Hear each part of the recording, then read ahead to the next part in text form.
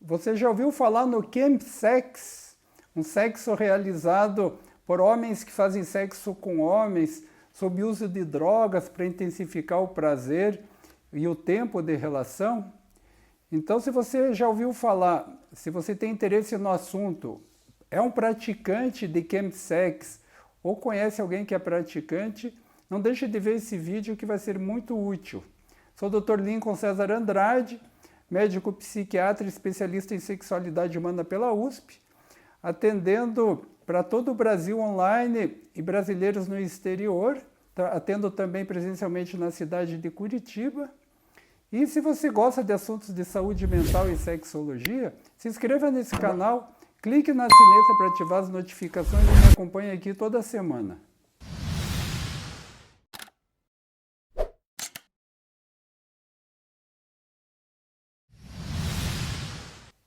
Então, gente, vamos lá falar um pouquinho sobre o chemical sex, que é uma forma, uma prática sexual onde o sexo está fortemente ligado ao uso de drogas. A palavra chemsex vem de chemical sex, que significa sexo químico, né? Vem do inglês, para se referir a uma prática onde o uso de drogas antes ou durante o ato sexual tem como finalidade causar uma desinibição do comportamento da pessoa que está sob uso de drogas na prática do sexo, prolongar o tempo de relação, intensificar o prazer sexual, ou seja, facilitar o encontro sexual e o prazer sexual com o auxílio de substância química. Então, essa é a definição mais básica, mais objetiva do chemsex. E o chemsex é algo que vem crescendo no mundo inteiro e vem se tornando também um assunto importante de saúde pública, em função dos riscos que eu vou comentar com vocês a seguir. É uma prática sexual cuja predominância de praticantes se situa ali na em torno da terceira ou da quarta década de vida. Então, é uma coisa de pessoas relativamente jovens. É uma prática dos chamados homens que fazem sexo com homens. O que isso quer dizer, né?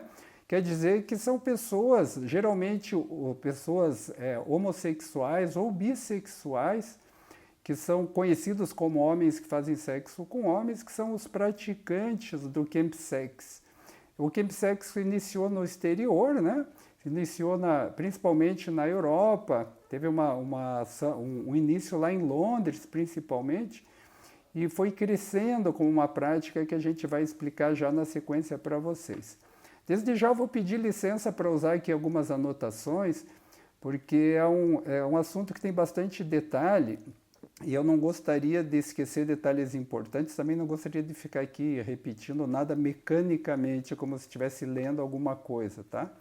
Então vejam bem, o que é importante a gente falar sobre o chemsex? Vamos começar falando sobre as substâncias psicoativas, drogas e álcool, que são utilizadas rotineiramente no chemsex. No exterior, se utilizam mais alguns tipos de droga, que aqui no Brasil elas são de mais difícil acesso, apesar que cada vez mais esse acesso está sendo obtido no chamado mercado negro. Mas são utilizadas no exterior mais drogas que são anestésicos poderosos e que têm também como efeitos da própria substância estados de alucinógenos, de relaxamento, de liberação de impulso, de intensificação das sensações emocionais, da ligação afetiva. Então, eu não vou entrar aqui no detalhe de cada uma dessas substâncias, porque nós teríamos que ficar muito tempo falando só sobre isso. Mas vou citar algumas dessas substâncias para vocês, né? Uma das mais conhecidas é o gama-hidroxibutirato, conhecido no exterior como DI, né? Ou GHB, que é uma substância que é um anestésico poderoso e que tem também entre as suas ações como essas que eu comentei com vocês, de desinibição, né, de relaxamento. Outra que é bastante utilizado é a gama-butirolactona, conhecido como GHB ou melhor, GBL, perdão, é uma substância que também tem essa ação de trazer estados alterados emocionais, de liberação de impulso. A ketamina, que também é um anestésico poderoso, que é utilizado hoje para tratar quadros de depressão resistente, é uma outra substância que no exterior é bastante utilizada. Então, são substâncias poderosas.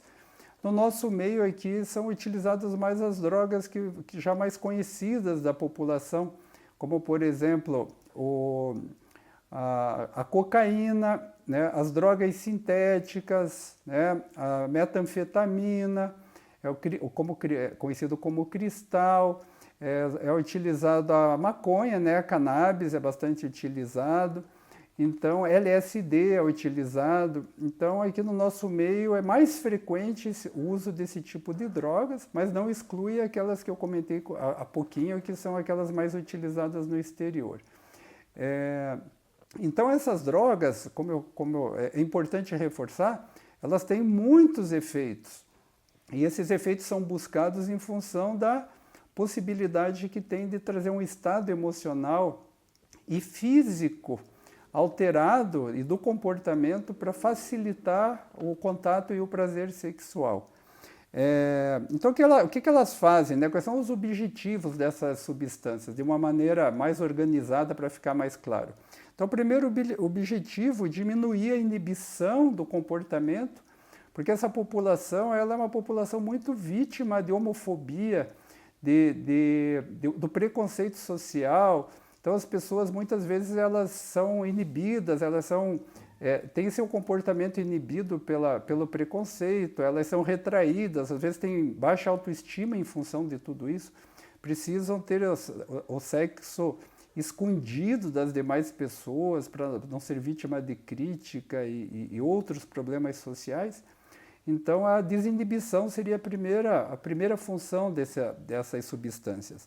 Mas prolongar o tempo em que a pessoa é capaz de ter relações sexuais é uma função dela também, dessas substâncias também. E para isso também são utilizados medicamentos proeréteis, os chamados inibidores de fosfodiesterase 5, conhecidos pela população como, por exemplo, tadalafila, sildenafila, que são os Cialis, o Viagra e outras substâncias proeréteis, também são utilizados junto com outras drogas para favorecer todo esse funcionamento sexual. Que mais que é importante que a gente lembrar? Então, essas substâncias elas são capazes de prolongar o tempo de relação, fazem com que a pessoa tenha mais desinibição, mais ligação afetiva, se sintam mais próximos, mais íntimos dos parceiros. Essas relações prolongadas permitem que as pessoas tenham contato com mais parceiros e também permitem que as pessoas tenham vários tipos de prática sexual, algumas delas bastante problemáticas, de risco, que eu vou comentar com vocês já a seguir, perigosas. Então, assim, isso é uma consequência, mas, enfim, o objetivo dessas substâncias é justamente facilitar esses contatos sexuais. Qual é o tipo de população mais afetada, ou melhor, o tipo de população que mais pratica esse tipo de sexo associado ao uso de drogas? São, como eu falei para vocês, principalmente pessoas na terceira e quarta década de vida, são homens que fazem sexo com homens, né? Ou seja, homo e bissexuais, são pessoas que mais frequentemente, essa prática é mais comum entre pessoas que são HIV positiva, pessoas que têm doenças como a hepatite, por exemplo, hepatite C mais comumente, e entre pessoas que são usuárias de drogas injetáveis. Então, uma população que já vive uma situação de problemas de saúde, né, de riscos maiores para a saúde, e que acabam se colocando em situações de ainda maior risco. Então, já vamos comentar com vocês a seguida sobre esses outros riscos aqui que eu estava comentando com vocês.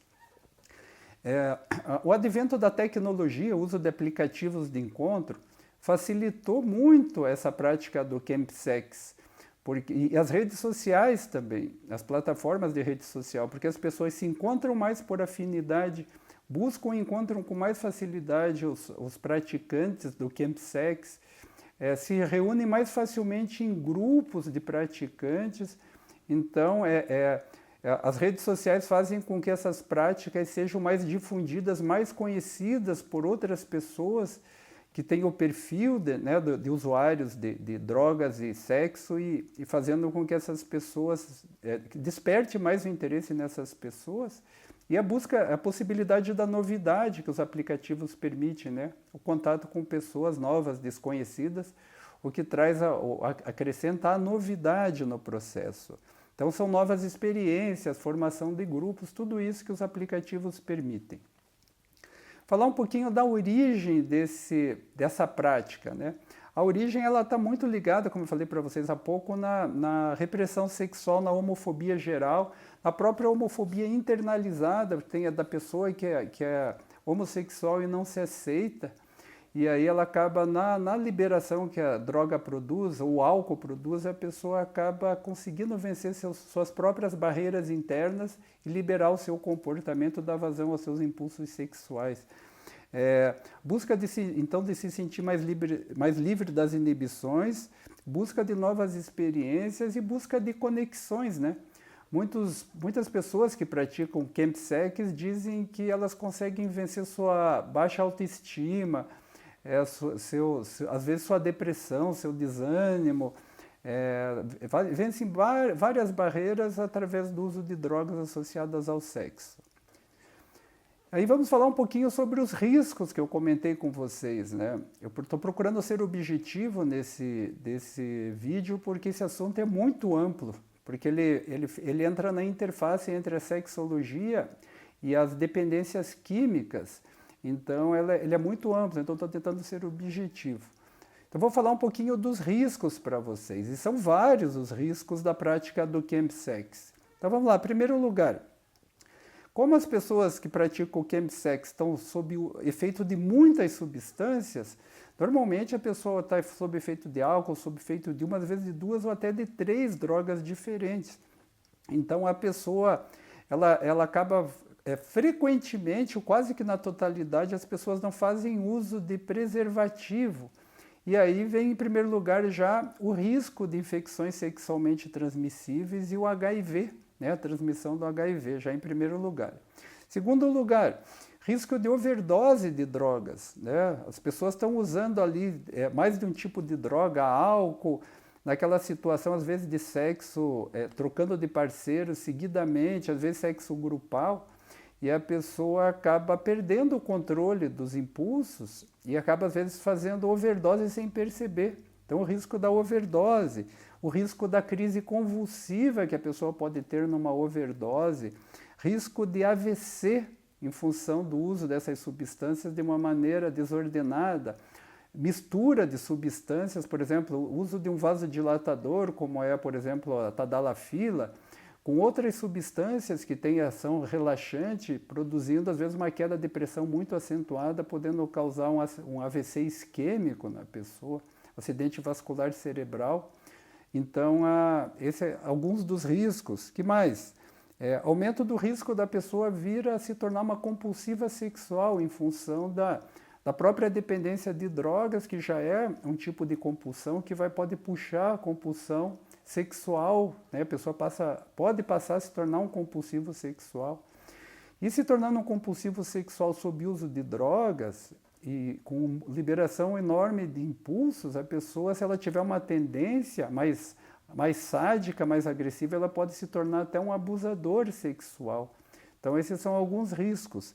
Que outros riscos? Risco de doenças mentais, depressão, ansiedade. A pessoa pode ter ideação suicida, pode ter tentativa de suicídio, pode vir a se suicidar. Ela pode ter sintomas psicóticos, ficar paranoica sob o uso das substâncias. Então, riscos de doenças mentais assim graves. Aumento do risco de morte, né? Porque a pessoa pode fazer uma overdose, um AVC, ela pode fazer uma queda acentuada de pressão, pode infartar. Então, existe mais de uma forma da pessoa poder evoluir a óbito numa situação dessa. Então são coisas graves, não são situações discretas. Que mais? A pessoa pode ter lesões anais, lesões de esfíncter anal, pode ter lesões vaginais, lembrando que não é que pode acontecer também relações com mulheres nessas situações, apesar de ser predominantemente sexo, homens que fazem sexo com homem, mas às vezes mulheres participam porque tem bissexuais e pode acontecer lesões graves. É uma situação assim, para vocês entenderem. O uso de certas substâncias tem como objetivo causar um grande relaxamento muscular, com isso provocando um relaxamento do assoalho pélvico, da musculatura do assoalho pélvico, fazendo um relaxamento do esfíncter anal, para que a pessoa possa fazer a prática do fisting, ou também conhecido como punhada. A pessoa acaba fazendo uma penetração anal com a mão inteira, que vai até o punho, podendo causar sérios riscos à região genital. Então, essa é uma outra situação de risco. O que mais? Assim, aumento do preconceito, né? Ou seja, aumento da homofobia, porque as pessoas acabam sabendo por notícias da imprensa, da internet, acabam sabendo sobre essas práticas e acabam ficando mais homofóbicas.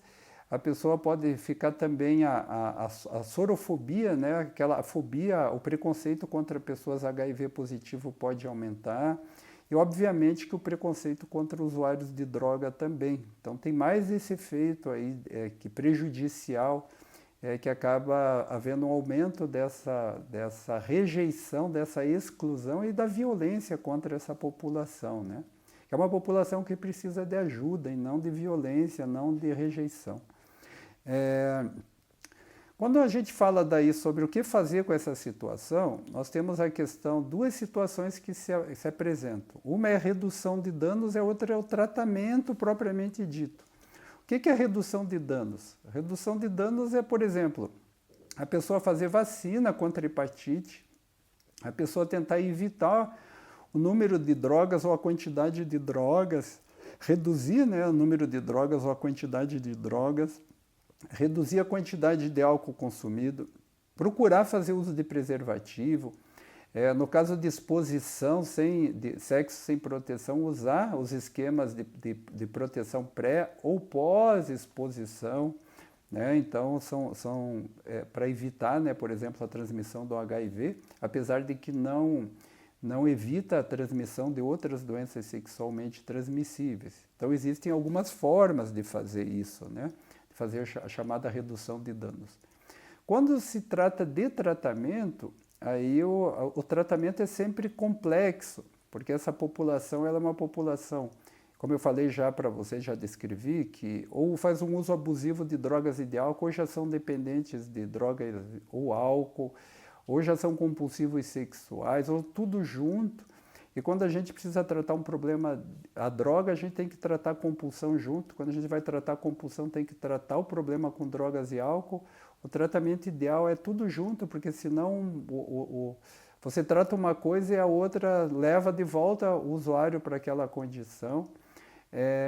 Obviamente que o tratamento e a prevenção de danos também, ela começa com uma coisa chamada psicoeducação para o problema, para a doença, né? Então, muita informação, como eu estou trazendo aqui para vocês, por exemplo, trazer essas informações é muito importante, esclarecer essas pessoas que fazem o chemsex é muito importante, porque muitas delas nem têm consciência do total, assim, pelo menos tem uma visão incompleta a respeito dos riscos, e quanto mais informação a gente leva, melhor. Aí a pessoa fica menos sujeita a esses riscos, talvez mais disposta, pelo menos, a fazer uma redução de danos, e se estiver disposta a se tratar, aí procurar profissional acostumado a tratar essas situações, né? É uma situação do nosso dia a dia, e é algo, a gente que trabalha nessa interface psiquiatria e sexologia, não são tratamentos fáceis, são tratamentos exigentes, mas são tratamentos possíveis para que a pessoa possa cuidar da sua saúde física, da sua saúde mental, poder ter uma vida sexual saudável, né? E ter uma vida como um todo saudável também. Ok, gente? Então, o que eu queria trazer para vocês hoje sobre esse assunto é isso. Vamos falar mais sobre isso, porque como eu falo sempre para vocês nos vídeos, esses assuntos são bem amplos.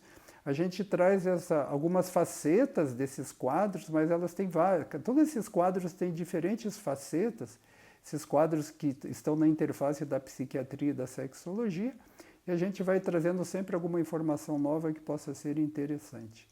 Se você gostou do vídeo, por favor, deixe seu like, que nos ajuda muito aqui. Sempre envie seus comentários, que a gente sempre vai procurar responder. Na medida do possível, a gente responde. E se gosta de assuntos de saúde mental e sexologia, se inscreva no canal, clique na sineta, ative as notificações e me acompanhe aqui toda semana. Ok? Mais uma vez, obrigado pelo prazer, né, pelo privilégio de vocês estarem aqui assistindo o meu vídeo, né? Eu agradeço esse privilégio de poder levar essa informação para vocês e até o nosso próximo vídeo.